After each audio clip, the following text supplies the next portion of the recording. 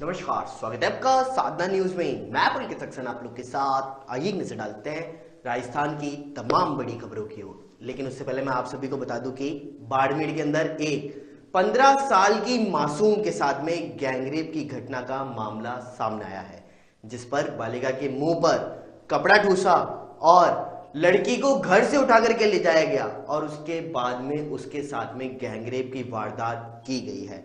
Police ने सभी आरोपियों की तलाश अभी भी जारी रख रखी है और उनमें से एक आरोपी को गिरफ्तार भी कर लिया है।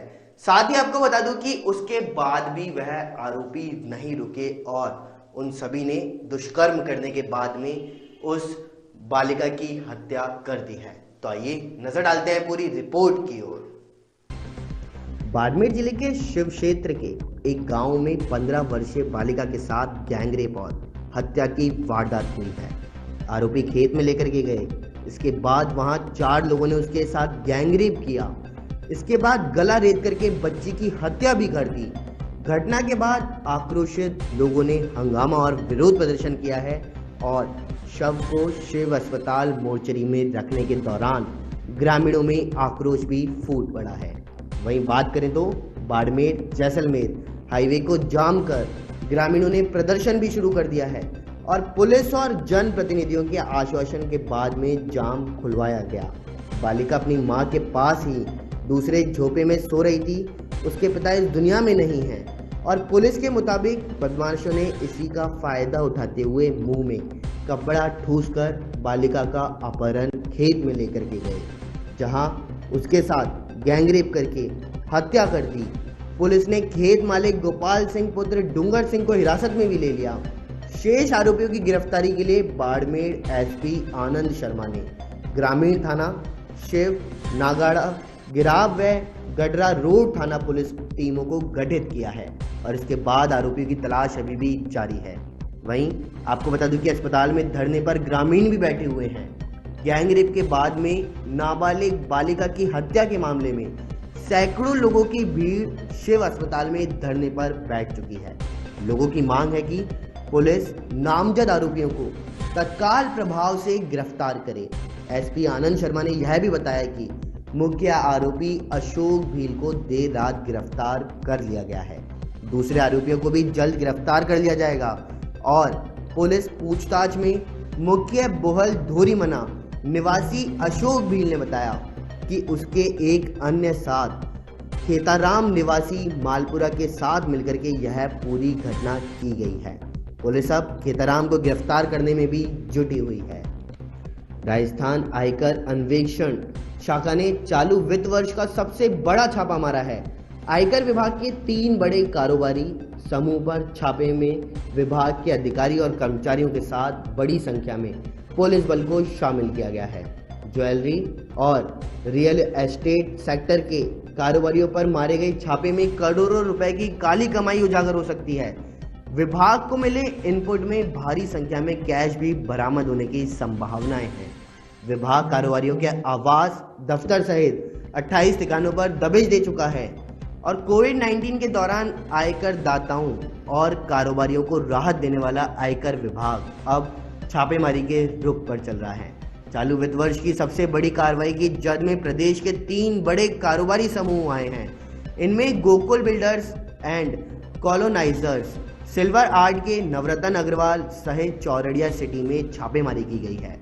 छापेमारी में आयकर विभाग के 200 से अधिक अधिकारी, कर्मचारी और राजस्थान पुलिस के 100 जवान भी शामिल हैं।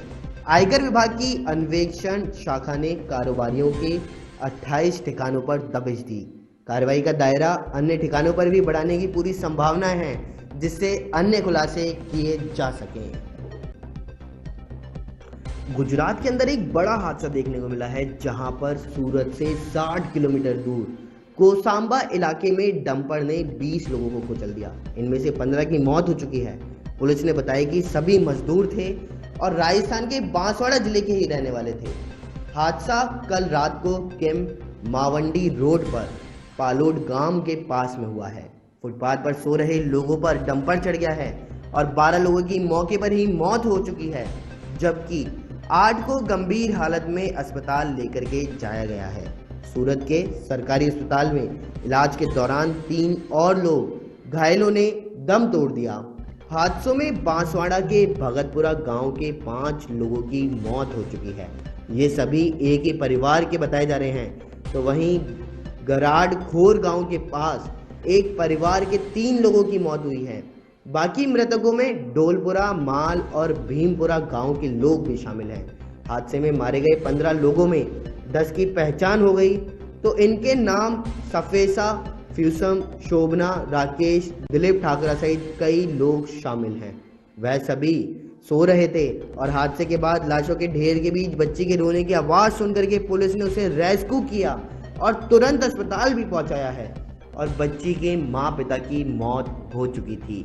मृतकों में शामिल राकेश रूपचंद हादसे वाली जगह से थोड़ी दूरी पर एक मकान में काम करते थे और वे हर दिन दुकान के पास एक कैबिन में सोते थे। लेकिन सोमवार को कैबिन में सोने के बजाय मजदूरों के साथ फुटपाथ पर ही सो गए और डंपर की चपेट में आने से उनकी भी मौत हो चुकी है। पेट्रोल डीजल अब तक की सबसे ऊंची कीमतों पर पहुंच चुका है। तेल कंपनियों ने सोमवार को फिर से पेट्रोल डीजल के दामों में 27 और 28 पैसे की वृद्धि की है। अब पेट्रोल 92.42 रुपये प्रति लीटर हो गया। तो वहीं डीजल के दाम 28 पैसे की बढ़ोतरी के बाद में 84.46 रुपये प्रति लीटर तक जा पहुंचे हैं। पिछले 8 माह में पेट्रोल 15.56 रुपये व डीजल 14.66 रुपये प्रति लीटर महंगा हुआ है। तो वहीं डीजल महंगा होने से बसों का किराया भी बढ़ चुका है। साथ ही माल भाड़े में भी वृद्धि हो चुकी है।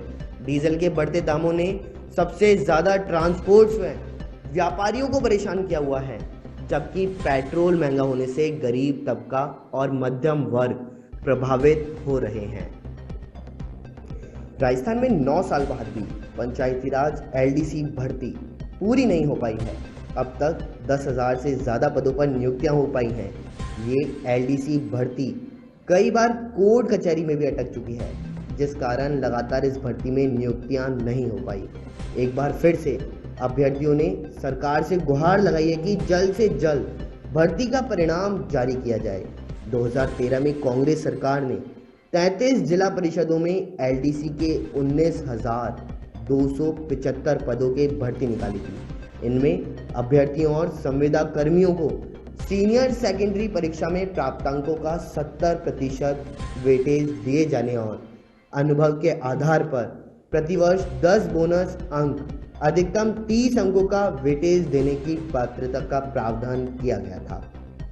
इस भर्ती से चयन के बाद वर्ष 2013 में ही 9,000 से ज्यादा अभ्यर्थियों को नियुक्तियां भी मिल गई थी, लेकिन 10,000 अभ्यर्थी आज तक नौकरी का इंतजार कर रहे हैं। पंचायती राज विभाग की एलडीसी भर्ती कई बार कोर्ट कचहरी में अटक चुकी है, जिसके चलते भी देरी हुई है। और लेकिन अब तो सुप्रीम कोर्ट भी नियुक्तियों के आदेश जारी कर चुका है, लेकिन इसके बाद भी नियुक्तियां नहीं हो पा रही। इसी सरकार में 2 बार भर्ती का कैलेंडर तो निकाला गया, लेकिन दोनों बार आचार संहिता का हवाला देते हुए भर्ती का अटका दिया गया है। अभ्यर्थियों का कहना है कि अब तो ना आचार संहिता है और ना ही कोर्ट में मामला अटका हुआ है। ऐसे में इस भर्ती में नौकरियां देकर बेरोजगारों को राहत जरूर देनी चाहिए। राजस्थान की तमाम बड़ी खबरों में बस इतना ही। देखते रहिए साधना न्यूज। नमस्कार।